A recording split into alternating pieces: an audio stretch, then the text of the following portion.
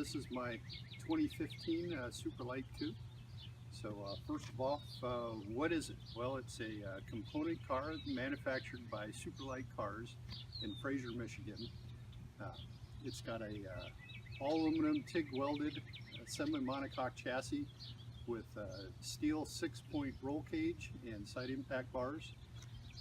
Wheels and tires are Forge Star 18 by 10 in the front and 19 by 12 in the back. The tires are Nitto Invo 275/35 front and 325/30 in the rear. Brakes are Brembo 4-caliper pistons, front and rear. It's got 255 millimeter diameter rotors in the front and 265 millimeter rotors in the back. It's taken me about 3 years to build the car. If you're good at math, you can do the math and say, well, if it took you 3 years, why is it a 2015? Well, it's titled in Ohio as an assembled vehicle. So how Ohio does it is they put the year model as when you title it. So it took me about a year to get it on the road and running so that I could get it titled. So that's why it's a 2015. All right, so we'll go into some of the more details about the car now. All right. One of the first things that most everybody wants to probably see or hear on the video is the engine running, so we'll go ahead and get that out of the way.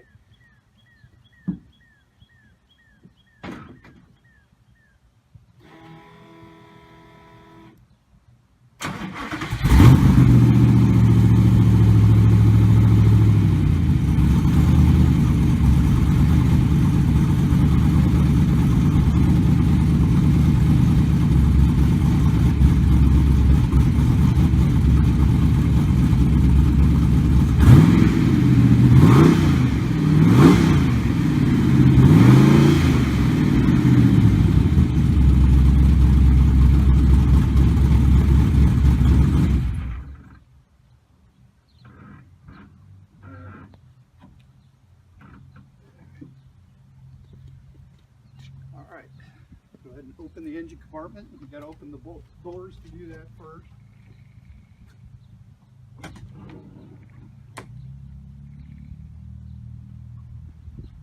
Do the aero latches on both sides.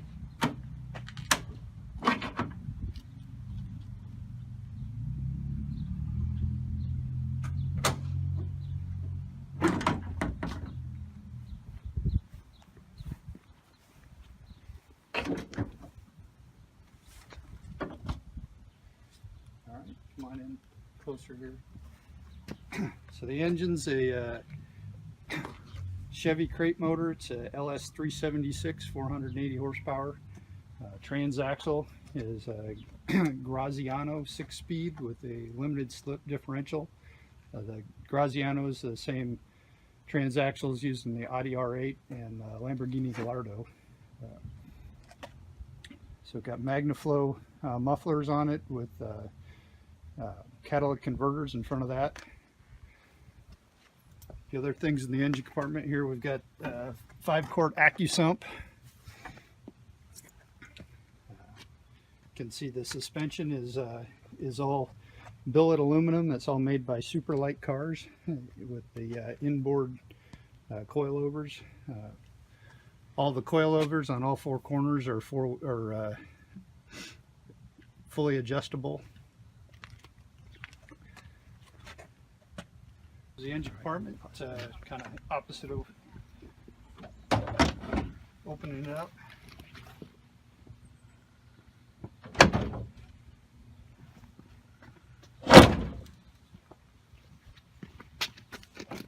Stereo latches.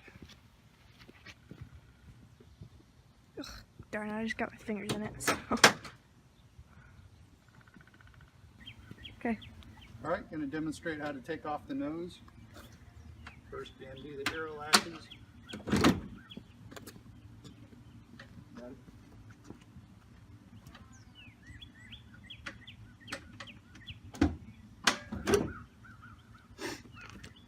Undo the head pins.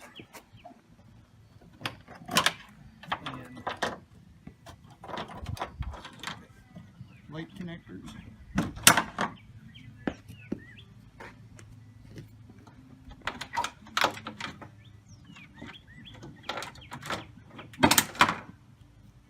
And then just lift it off.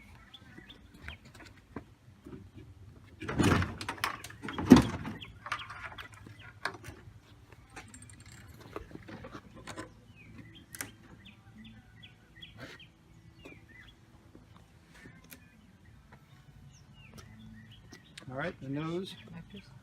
Huh? Show the connectors. Oh, yeah. Here's where the headlights connect. The nose got the battery, the lift pump for the front end, brake master cylinder reservoirs, of course, the radiator and the fans. Go ahead and lift the nose so you can see how that works. So look at here when I'm doing that. Okay.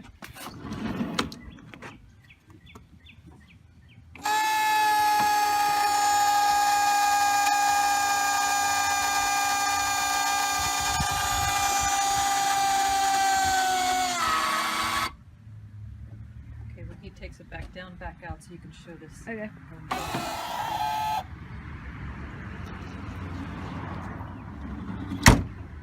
Alright. Where the pins go. These pins, when you put it back on. Oh, alright. So when you put it back on, you just make sure you line up the pins for the arrow latches. Right. And then one of the other options from Superlite is the the tunnels. These are an option supposed to add some improve the aerodynamics a bit. So those don't normally come with the street splitter.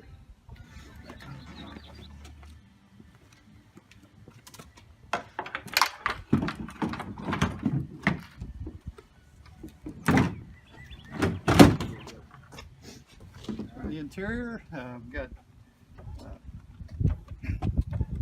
tilt and telescoping steering wheel, and it's got quick release, so you can get in and out of the car. That makes that a lot easier. I got the SL-C has also got it's got a full roll cage built into it. The fiberglass panels here hide the roll cage, but the roll cage comes up here and across and down the center of the roof to the back. These grab handles are mounted directly to the roll cage. One of the options I got from Superlite is the side impact bars. I think those add a lot of safety to it. So we'll point out some of the things in the interior here. I've got the ignition switch, of course.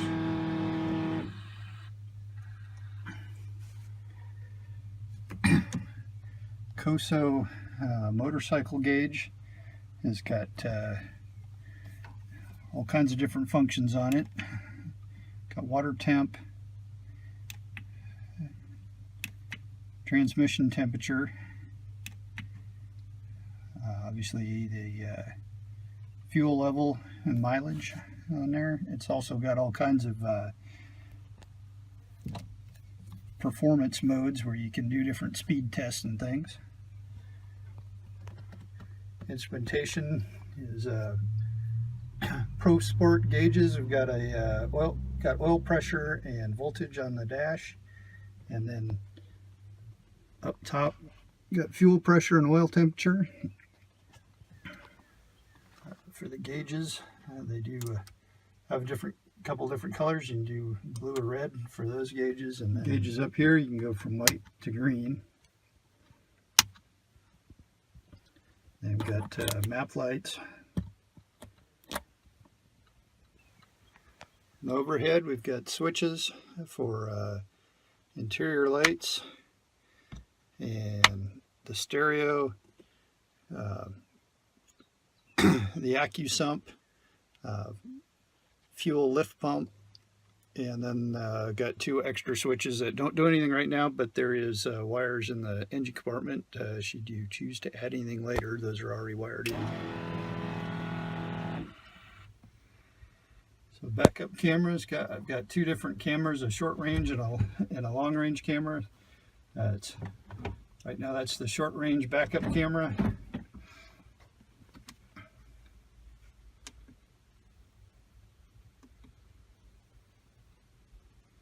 And there's the long range camera that use that on the highway. So the camera automatically switches into the short range camera when you put it into reverse.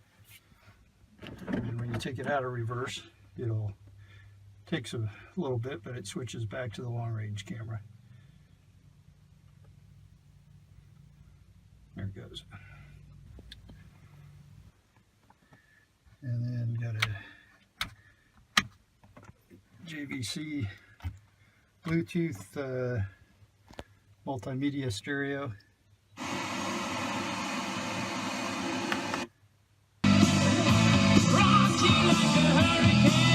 The JVC stereo here.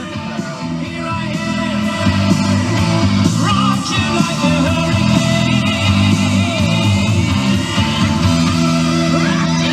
like a hurricane. The driver's foot box. We got the tilt and pedal assembly. With you can see it's got adjustable the brake bias. You can adjust the brake bias here, and drive-by-wire throttle, and you can adjust it. Pull this pin here, and you can move it back and forth. Here's the master cell for the ISIS, formerly known as ISIS. It's called Infinity Box now, but it's the electrical power system. It's all computerized, has a CAN bus that runs all the electrical. So there's the master cell and the front power cell.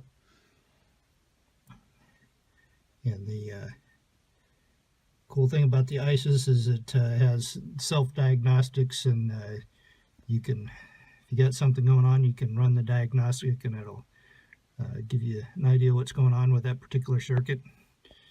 Another neat feature with the Infinity Box system is comes with a key fob, and you can lock your basically lock the ignition and the electrical system using that. Hit the lock, and you can see it says security enabled. When you do that, you try to turn on the ignition and nothing happens. So go back over here, hit the unlock. You can see it says security off.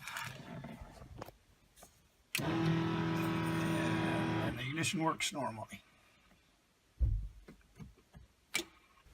Here's the passenger foot box. You can see it's pretty deep. You can actually, you got enough room that you can put a duffel bag or something up there, and the passenger still got room for their feet as long as they're not really tall. And the condenser for the air conditioning is right here. The finish on the car is a vinyl wrap. It's called Aquamarine, with stripes or vinyl also, done by Cincy, professionally done by Cincy Vinyl Wraps in Cincinnati. There are a few some minor flaws in the wrap, but really it's got you know, some few small bubbles. They're really hard to see when the car's out in the sun. See if we, like this one here, more noticeable when the car's in the garage in the shade, but overall it's really nicely done. The wrap, the vinyl windshield surround, when the windshield as it came from Superlite didn't have, most OEM windshields have a black border on them. Well, the windshield, as it comes from Superlite, doesn't have that. You have to paint it on yourself. And I didn't quite paint it on wide enough to cover the things behind it, like these fiberglass pillars on the inside are open to the outside, and there's wires running up through them. So I had the vinyl put on to cover that up. There's also a small crack in the corner of the windshield. It goes from about here to here. That was what happened when the windshield was installed, but you can't even see it from the inside.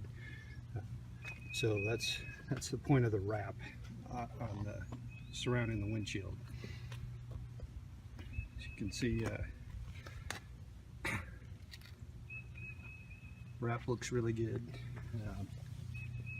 Got hexagonal grills put in the side vents and on the rear vents here.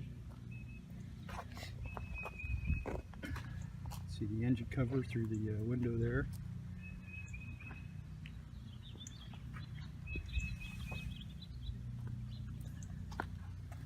Here's the backup camera, and then up top you can see the long-range rear view camera.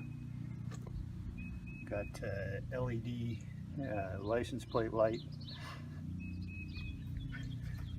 The tail lights are actually from Dodge Dakota, so if you ever need to replace those for any reason, they're easily available.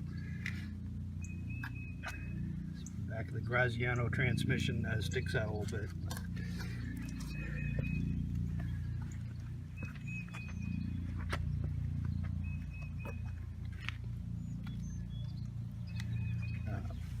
On the rear, and get out of the light there. So on the rear brakes, obviously on the left is the main brake caliper. On the right is the emergency brake caliper.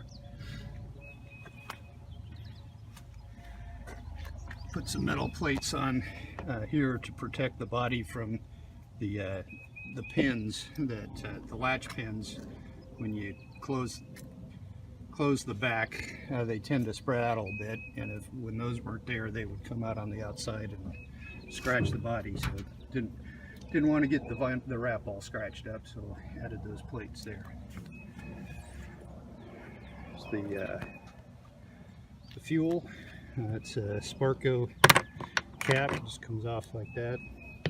It's a 19 gallon fuel tank. The windows are polycarbonate, and they're easily removable if you're doing a track day. Most tracks require you to be able to do wave buys, which be pretty hard with the windows on. So they're not glued on or anything.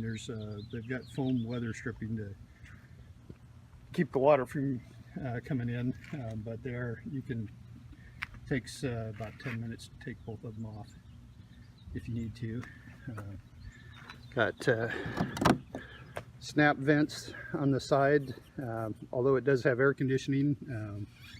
On a fall or spring day when it's not too hot, it's kind of nice to have some fresh air. Those are general aviation snap vents. They use them on small airplanes. A windshield wiper.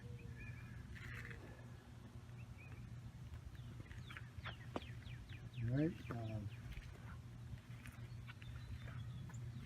in the nose, we've got LED running lights and turn signals. Obviously the high and low beam lights.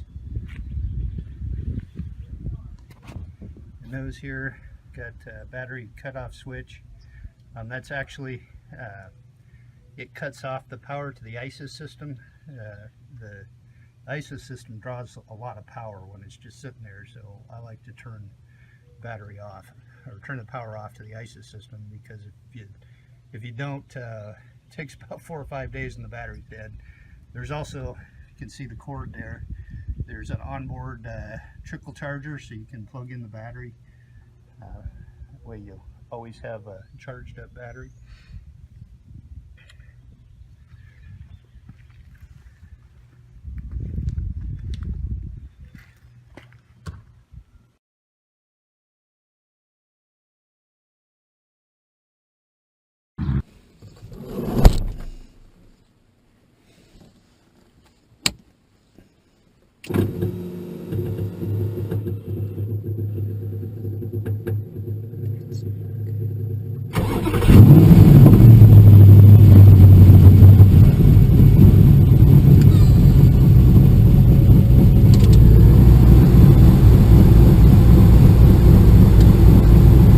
Is it supposed to sound like that? Yeah, that was the Oil pan? oil accumulator